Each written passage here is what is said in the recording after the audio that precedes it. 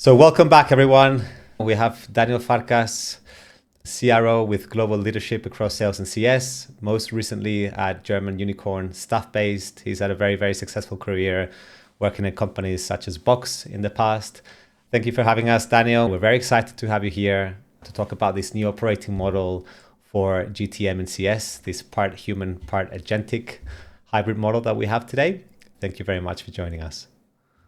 Thank you for having me, Jose, and it's great to be here.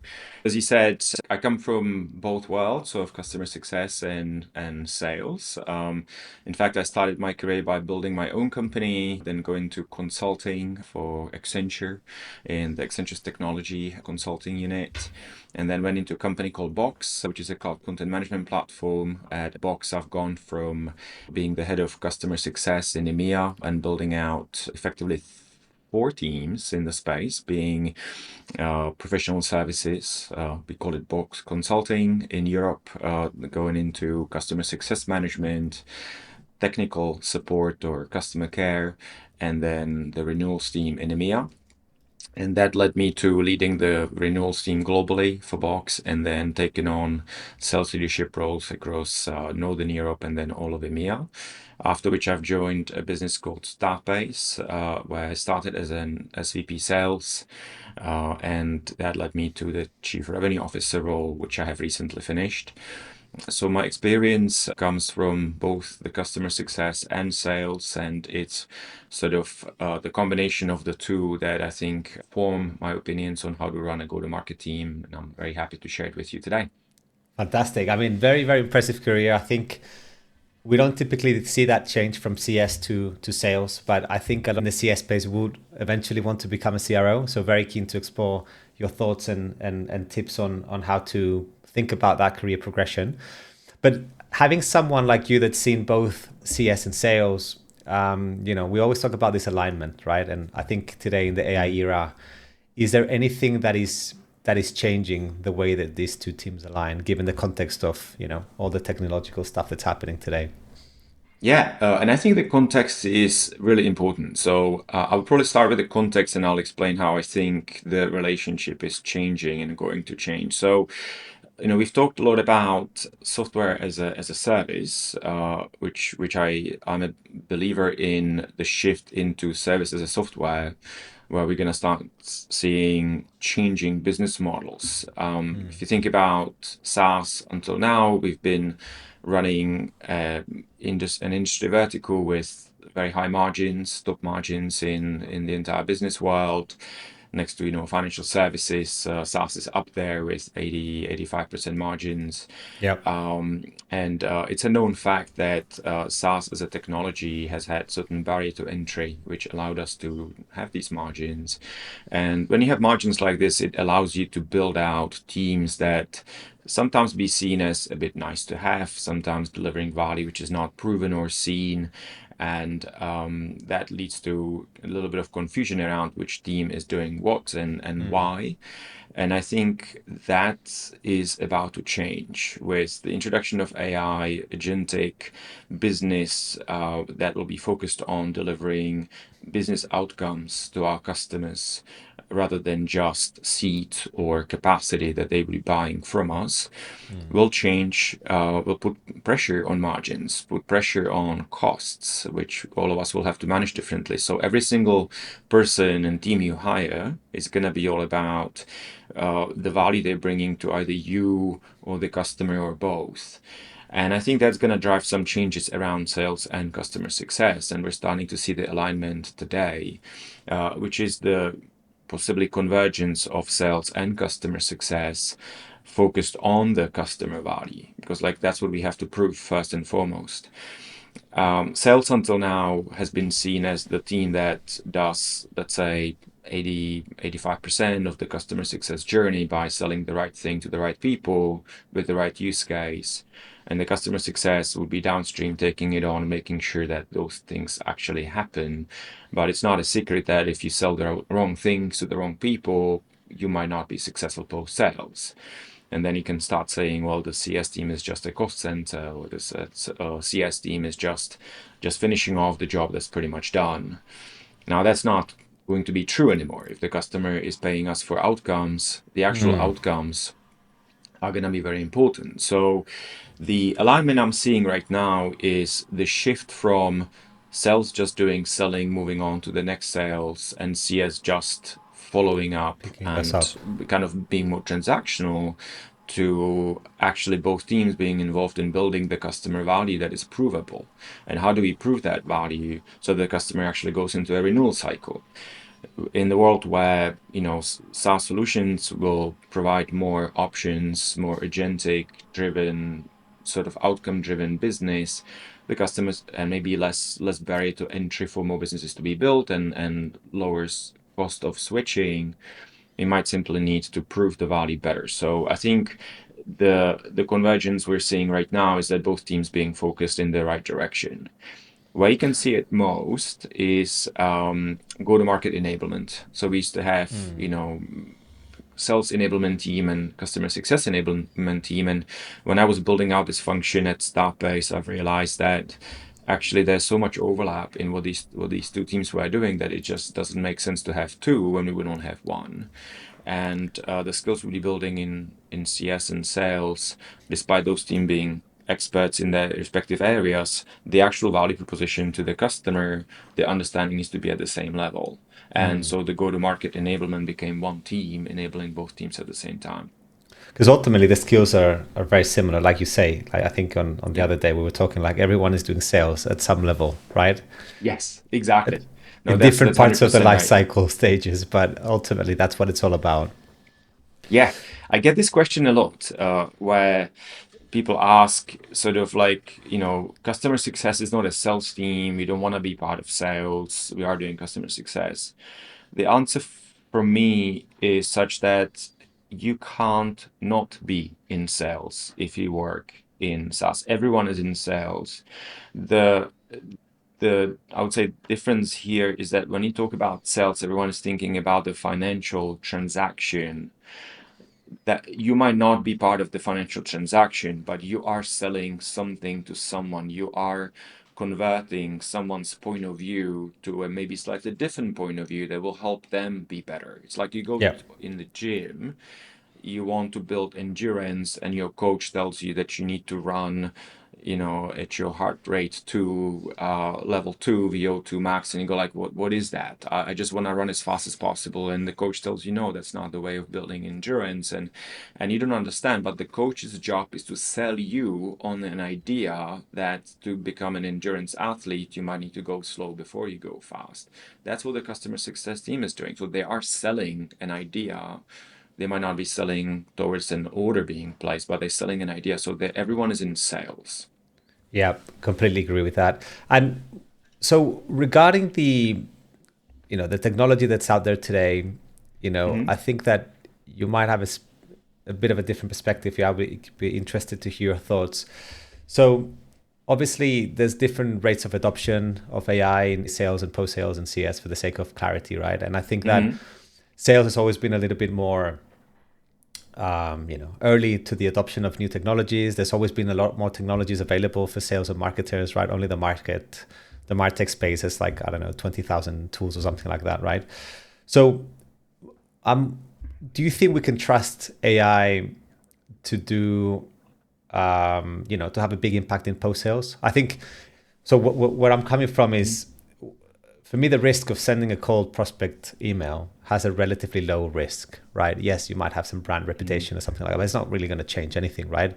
But are we ready to put an AI agent to handle 500 accounts with the potential consequences in the revenue and everything? Like, what are your thoughts on the adoption and the reasons why maybe we're not seeing that level of adoption in post-sales? I think there's a great business quote, which I've overheard somewhere recently, which says that scarcity breeds creativity. And I like that. So if you compare sales and customer success, they will become more creative with scarcity of a resource, and that resource is time. Because what those two teams have in common is that neither one of them has a lot of time on their hands. The only pressure comes from a slightly different angle. So sales needs more time because they might be inundated with too many opportunities, need to figure out focus and quality on the right opportunities to convert into revenue, which is eventually how they're incentivized and paid. Customer success is a slightly different problem where you can't just come to work and say, I'm going to drop 5 customers because I want to focus on the sixth one. That's just not going to be acceptable. So what the CS ends up doing is supporting all 6, but then they're not doing it with the right quality either. So each one of those have a slightly different reason to go into the world of AI as what I would say is a co-pilot or augmented reality, if you wish. It's like almost you have the fancy glasses which kind of augment the reality in front of you. What they have is an AI agent or AI bot or something that will actually help them with insights and account researches and so on and so on. So ultimately, the customer success team is adopting AI as well, just slightly differently than sales, because they have to, right? Would I trust AI to take on the entire customer success management function today? I have to be honest with you, I wouldn't. I think we are still at the transition phase where we're training our machines.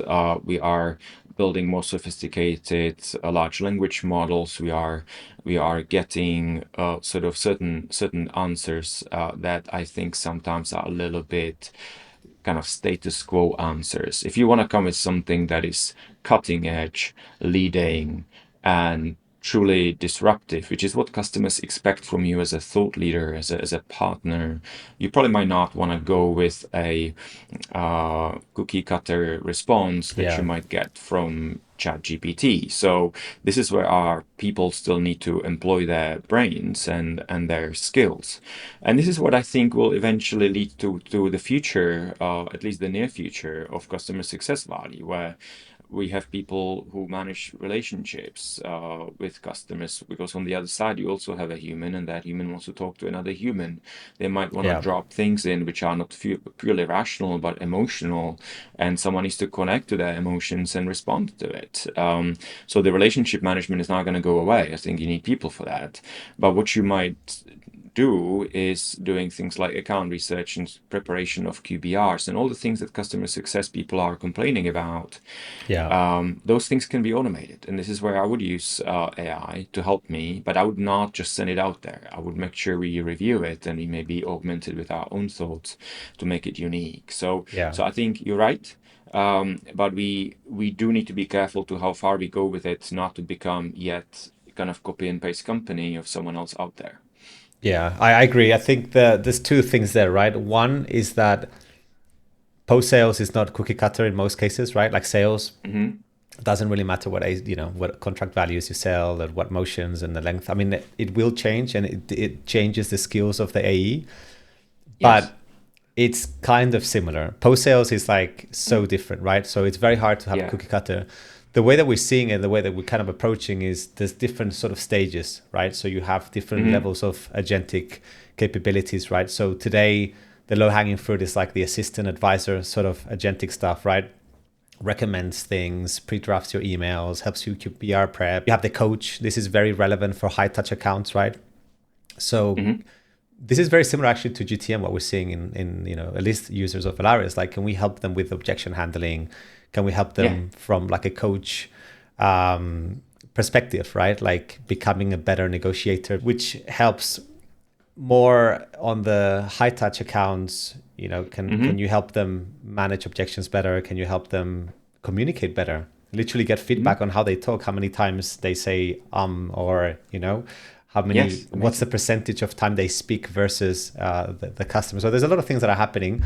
And then the third stage is that execution agent that basically does those things, right? Can you mass manage all your low touch accounts, from all the way from onboarding to expansion? And I think that's the part that people are being a little bit more reserved. And that's the part that I think is going to be most exciting. That will be very high leverage as well for a CS organization. So something related to what you just said, then in a world where inevitably is becoming very obvious that, sooner or later AI will take a big piece of what CSMs are doing today. What do you think is that human expertise that will become irreplaceable regardless of AI?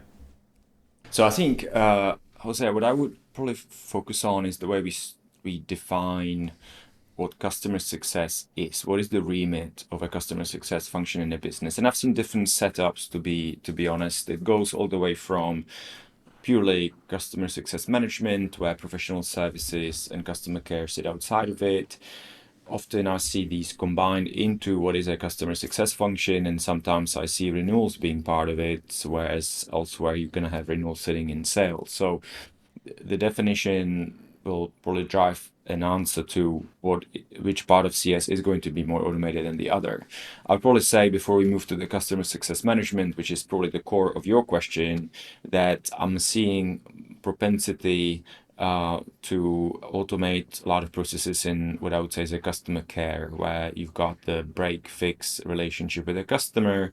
Something's not working as expected, or something is broken, you raise a ticket, and like the opportunity to bring an agent here to kind of do, let's say, the tier one, which is the first line of support, to triage towards where do we have a bigger problem here, or is it just a password reset and get it done.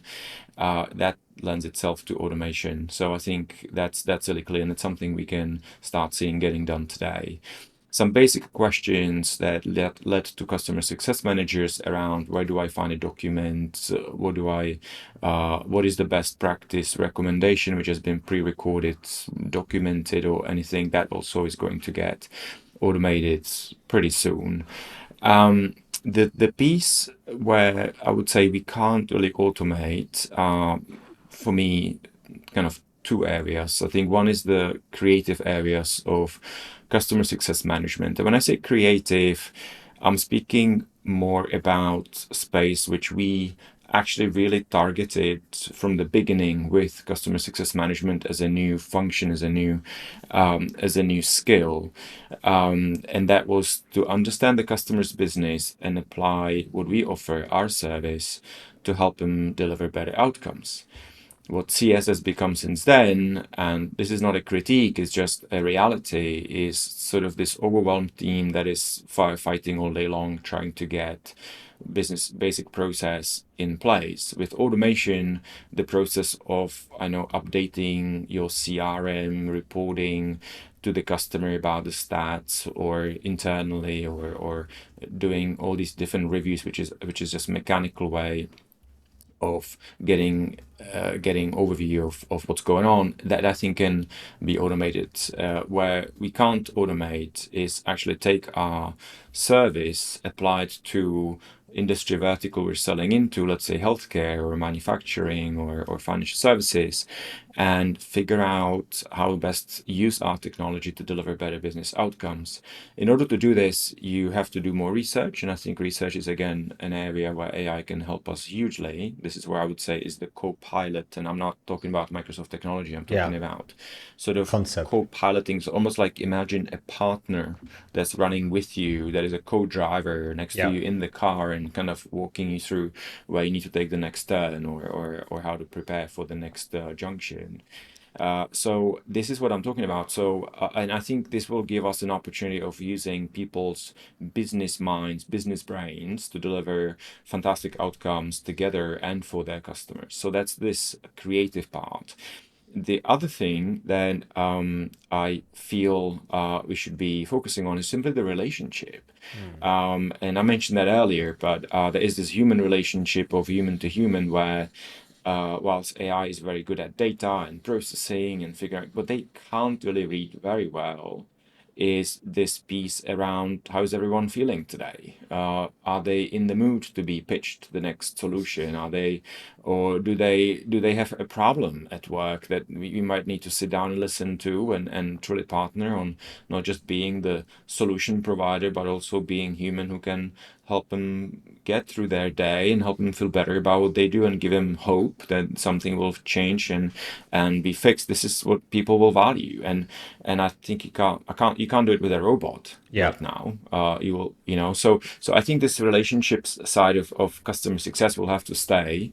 as they say, people buy from people. So as long as the buyer is still a human, I think you need to relate to them and be able to be relevant.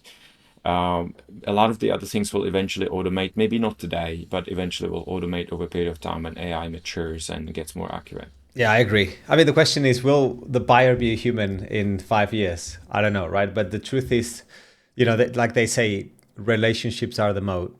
Are they overrated? Are they not? But I do agree, right? There's always the thing about CS and like whole custom success as a not as a team, but as a concept, right? It's like it's complicated because there's always some sort of human nuance, right? And that's what makes things complicated, right? And I think people that get good at that.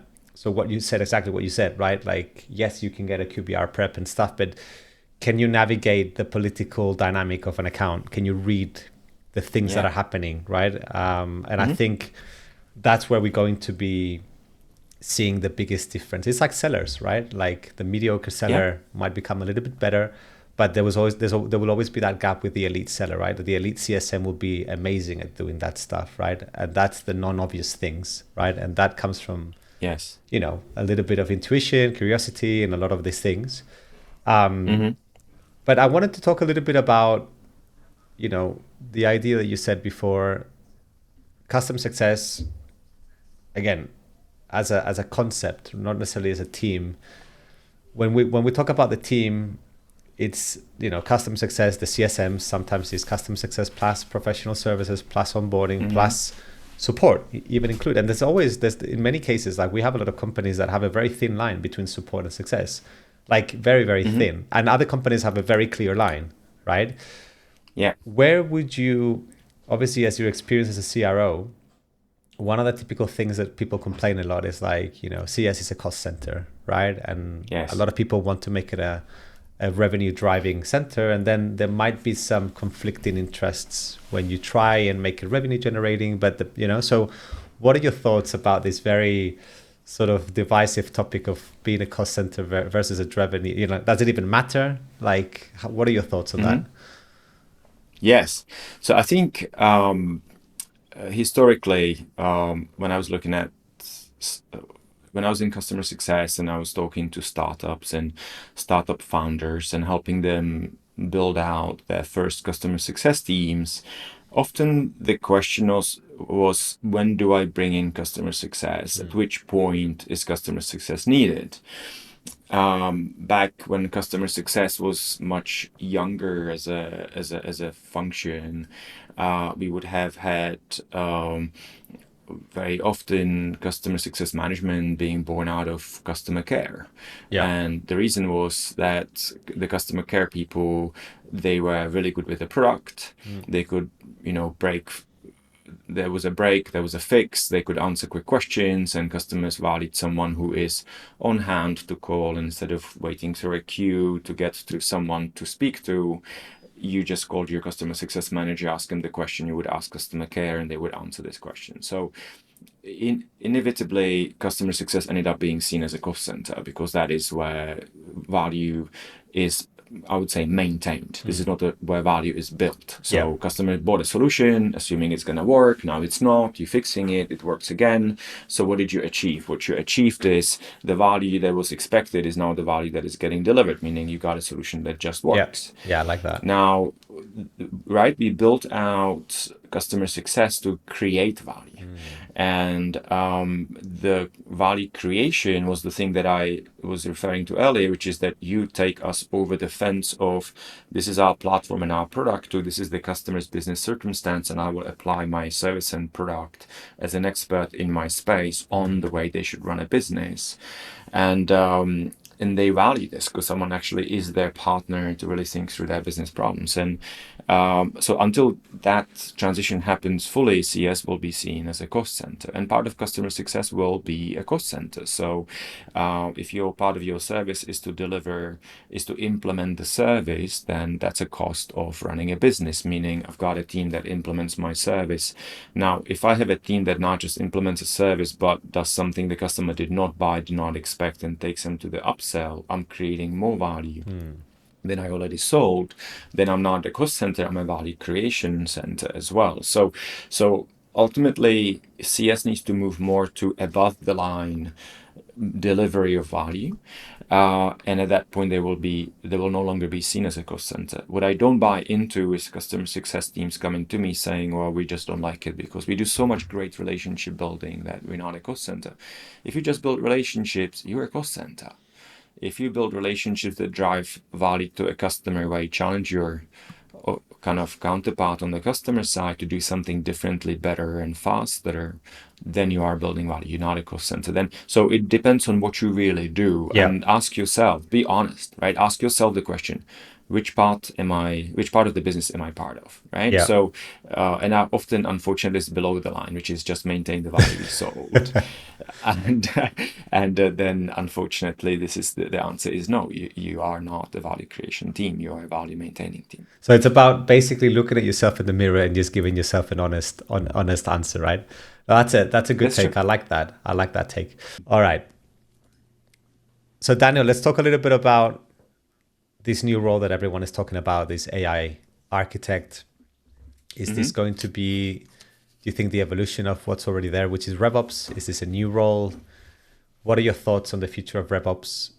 And then I'll follow up with a question that I always like to ask CROs, like, where should they actually sit? Because everyone has a different opinion. But maybe let's start with this AI architect. Is it RevOps? Is it something else? You said something before about GTM enablement that was centralized. Yeah. Curious to know how you think about these things. 100%.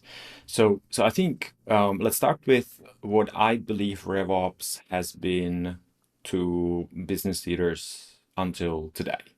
When most of us think of RevOps, we're thinking repeatable, little bit transactional, if lucky, somewhat strategic, but very often running a process that's been defined and making sure we can scale. If we can scale, we basically do more of what we used to do with less resources. That's what RevOps was here to do. Yeah. What it then did to RevOps is that it attracted teams that felt a little bit like, we are here just to automate things and let others do kind of the thinking about the future of the business. And we're just going to make sure that what has been designed is just run. We just take the new things and operationalize them effectively. So that's changing now. And I think with the role of AI, we'll be able to achieve goals with revenue operations teams that they kind of probably almost sometimes secretly dreamt of, or something that they always wanted to do and maybe sometimes were not able to do. So to start with, automation will be easier and will be more obvious because simply, as I said earlier, we're going to have the margin pressures. We're going to have to lower the cost of operations. Every dollar that we have is going to have to go into either building product or service or delivering better value to our customers.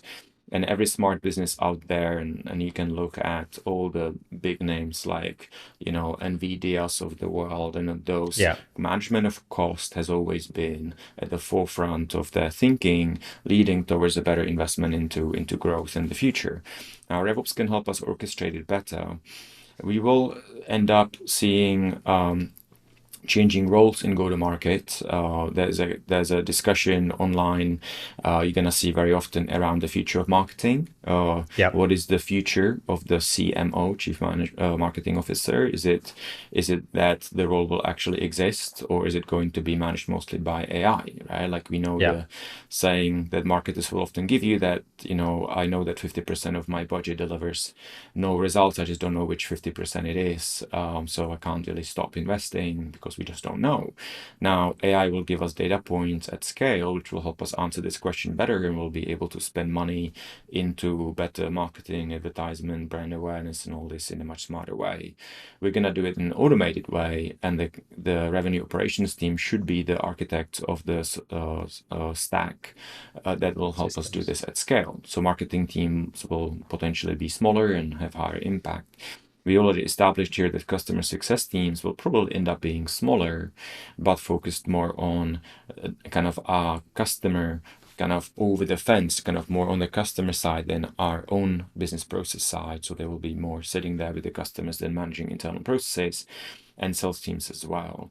So in order to make it happen, what we actually need from revenue operations in the future is more than what we've seen today. Not only will they have to retain the understanding of the solution stack we can deploy inside of the company, making sure our data is healthy, making sure we've got a process and these things that they're running today. But we will want them to do more. We'll want them to really understand. And I know I'm not saying it with any cynicism in it. I'm saying it because I truly believe in it. We want them to really understand our business and the customer's business to be able to cherry pick the right solutions that will drive value, not just run a defined process by someone else. So I think they will be the architects. They will be more in the center of conversations about the business and the way we're going to pivot in the future, and tailoring the solutions we're going to be using, different type of agents, different type of data, LLMs and all this, than they have been so far. So that role is changing from someone who can just run a process. And I'm just, when I say just, it's not fair, because running a process inside of a company today They can do is not some easy, funky okay? things. Yeah. There are a lot of amazing and great things that they do today. But I think we'll put more pressure on this team to actually go way beyond it, to actually go and innovate and actually find and build new processes. Be there when the process is defined. Don't just operationalize it, but invent it. And they will change the entire business model of the company. So yes, I think we will be looking for different revenue operation skills and different engagement with that team. When you asked where they should report, and this could be skewed by simply my role, I can't imagine not having revenue operations team aligned to me and sitting on my team. I simply consider revenue generation through the power of fantastic RevOps and RevOps talent. And I've started defining my RevOps leader as someone I would almost say is a strategist chief of staff, who has part of the team focused on operationalizing and scaling, but the other part of the team of help thinking with me on the new opportunities on the market to help us pivot and do better. So I think it's just a crucial part of revenue as a function, and that's what CROs should be focused on. Just to jump in there, are you running a centralized RevOps, or is the marketing team having their own resource? Is the finance, like ops, CS, or you are running a centralized RevOps function that helps everyone, but they just happen to report to you? Yeah, so I think I would like to have going forward, and I've had it, is that the head of revenue operations effectively reports to me. And when I say report, what I'm not looking is some kind of a subservient role. I'm looking for a role where it's a true business partnership, where the revenue operation lead kind of challenges my decisions, I challenge their decisions. We're having truly constructive business conversation about what we can do as a company to do better in terms of revenue. It's again someone I would almost consider my co-pilot of the ship. What they have dedicated teams to functions and maybe tools that will help us deliver value. So this is where you have to split into the tool set that marketing is using, and these are specialists that can really help us fine tune the services we consume from other vendors to us, that we consume them in the best possible way. So I had someone who was running our Gong, or someone who was running HubSpot, or someone who was running Salesforce, and or combination of the tools, because it might not be a full-time job to do each.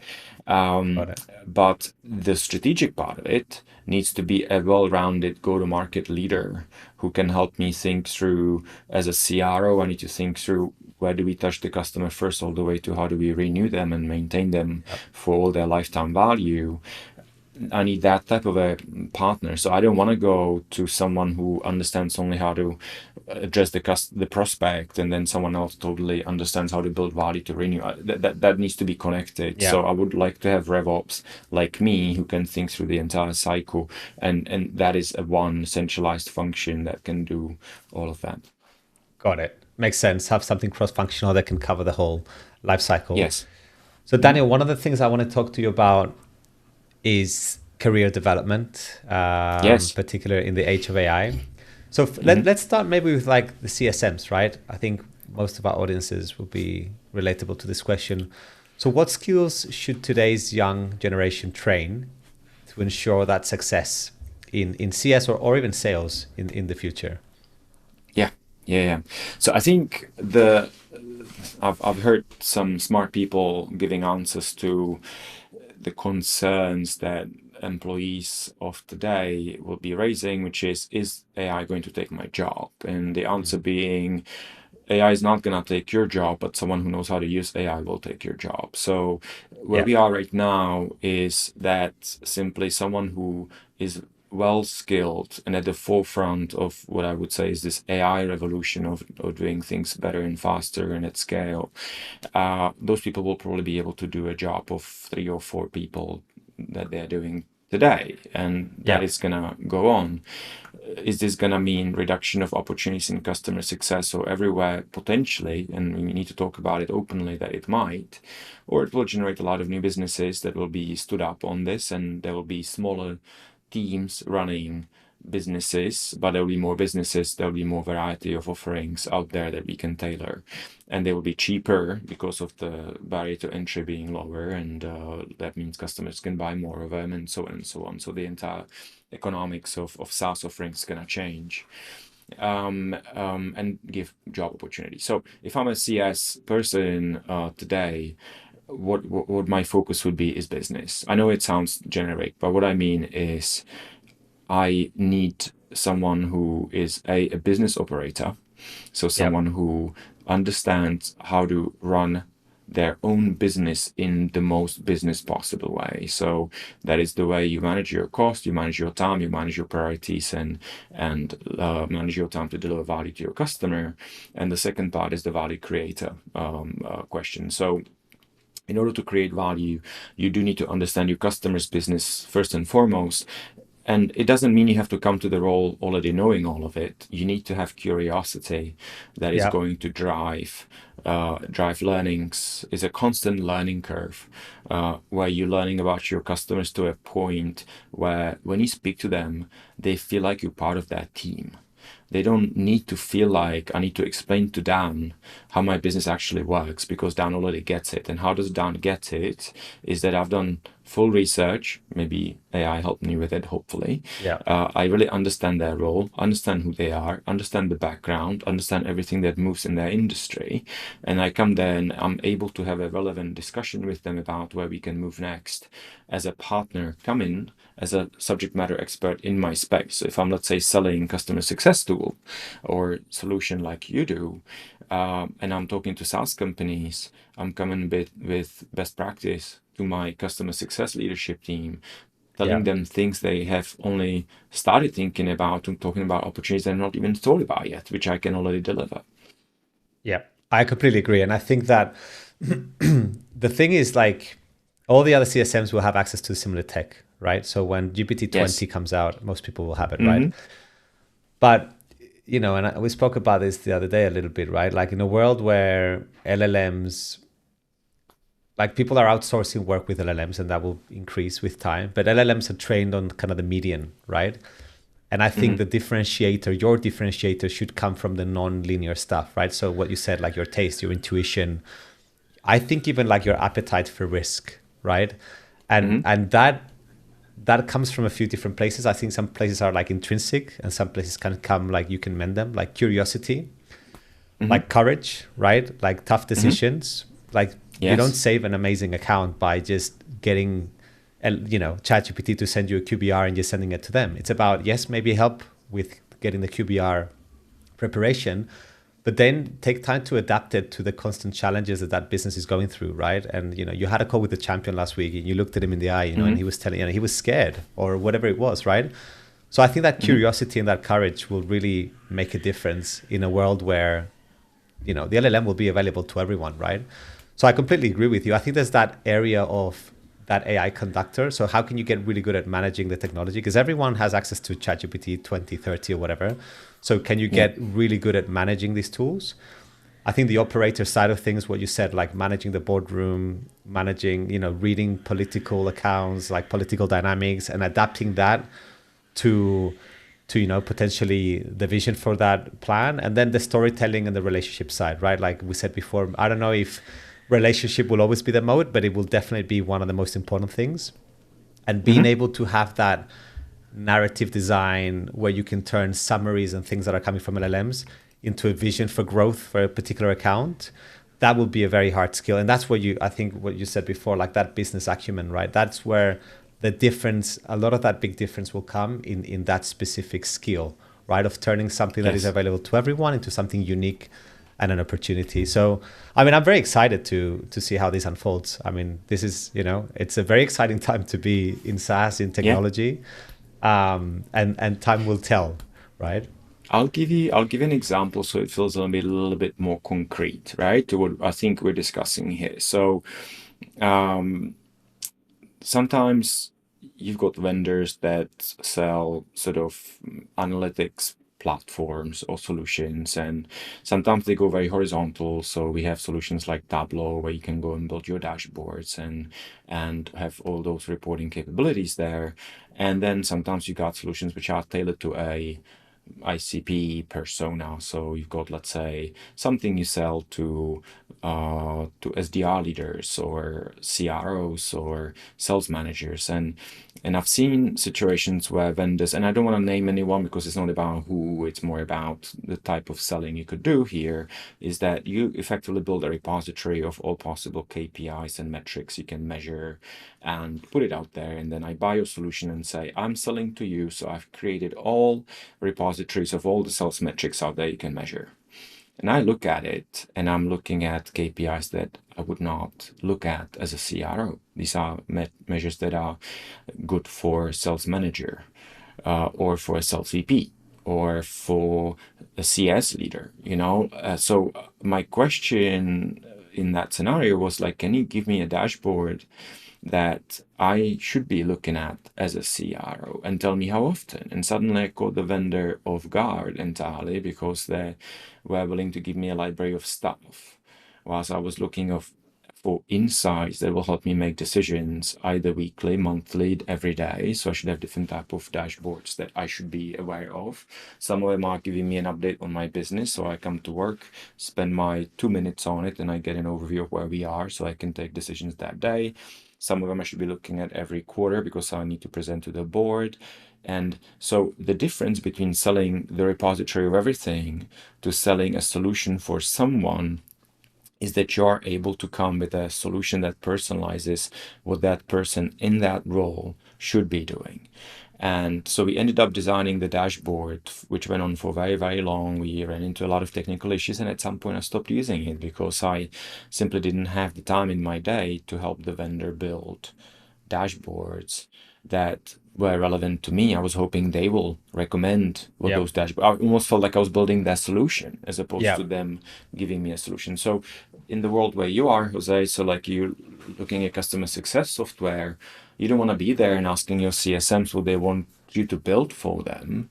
That's not why they're bringing you in. They want you to come in and say, this is how, best customer success platform runs, and I'm gonna help you be better in your job by giving you the answer, not asking you all these different questions. You're asking questions about their business, but not about how you should build your product so it's relevant to them. Then you're not a partner. You just, you're asking them to do your job.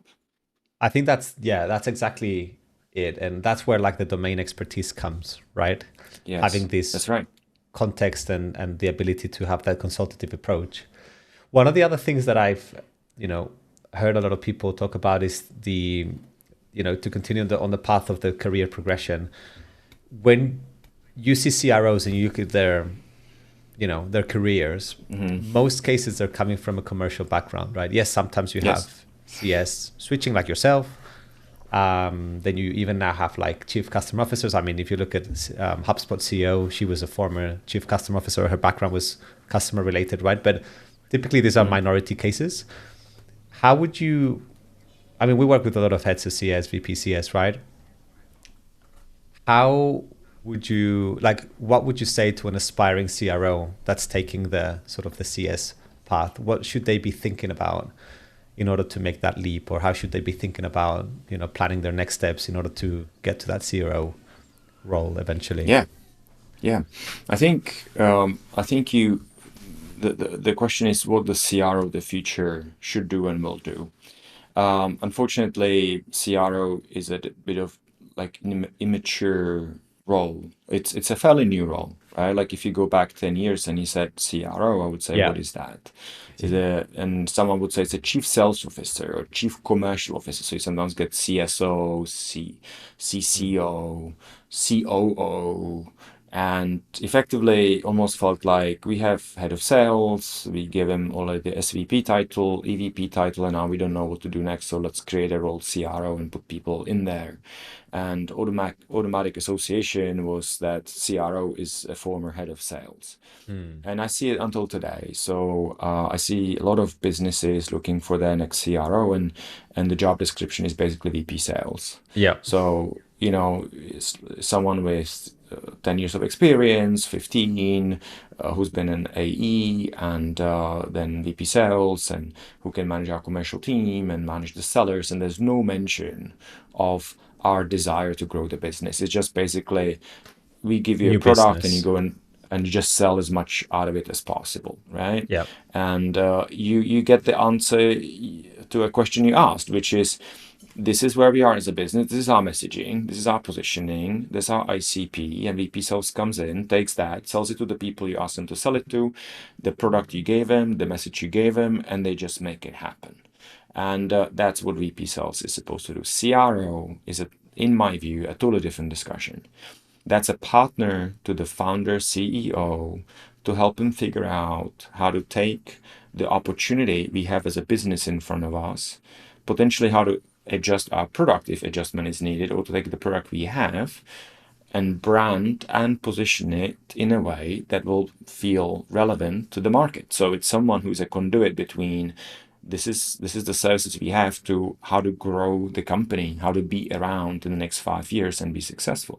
That's the CRO's job, and helping the CEO navigate that, providing the go-to-market insight so the CEO can have even the broader discussions about what to go and build as a product. But recommendation should come from the CRO as well as one of the few inputs you're getting.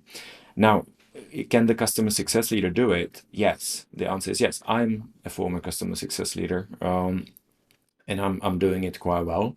The question is, though, what skills do you need? So if you have a CS leader who feels it's all about the relationship and understanding the customer, you can't be a CRO, because you have to be pragmatic here. You are talking about how is the business going to grow? How much are we going to charge? What is our business operating model that's different from everyone else, which includes the way we sell, where we build value throughout the sales cycle. If selling is something you have allergy to, and it's not something you feel comfortable with, you just can't be a CRO. But similar, if you really just love running a sales team and you have no interest in the way you build your brand, you position yourself, you compete, and you look after customers and expand them, you can't be a CRO either. It's just a different role, which requires the curiosity to go from where you are today to really understand the other functions and be very, very good at it. To be good at it, this is the Malcolm Gladwell's 10,000 hours. You probably can't do 10,000 hours in everything, but you can definitely build out your experience by spending time with the other functions and really understand them.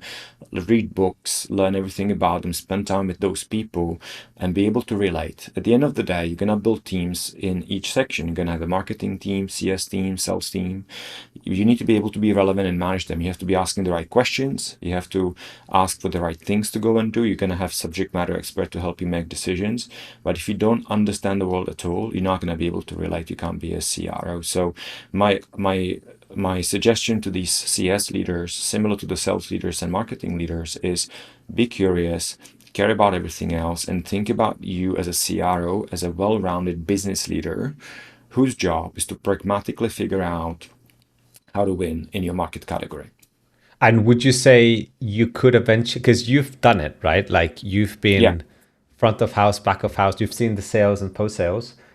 Do you think you can maybe eventually get to CRO without actually leading a sales function, just by being exposed to it and being extremely close to it? Like eventually you would be given that responsibility? It's hard. It's It's hard, hard. right?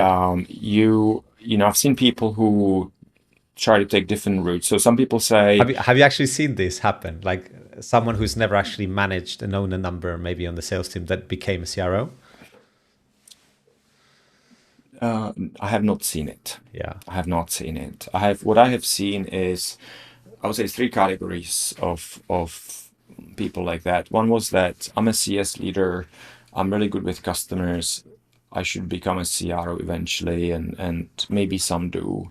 Yeah. I've not seen that being a successful path.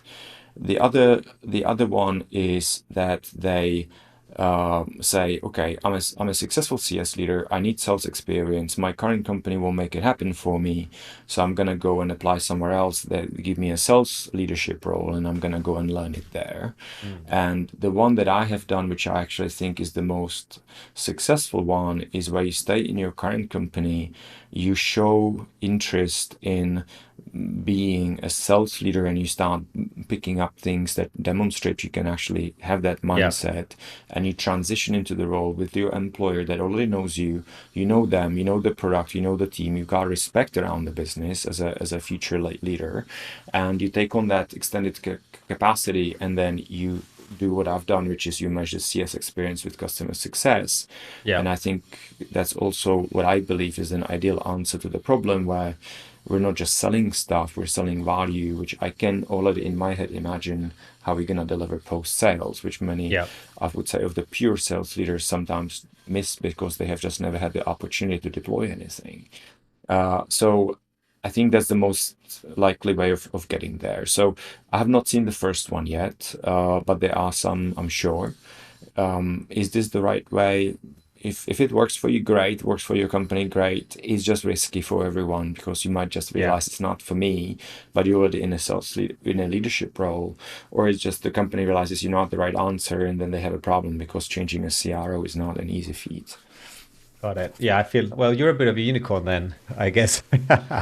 You've There are done not many people in some ways, but like we all should try to be unicorn one way or another. This is my angle, but I know there are other angles to think about it.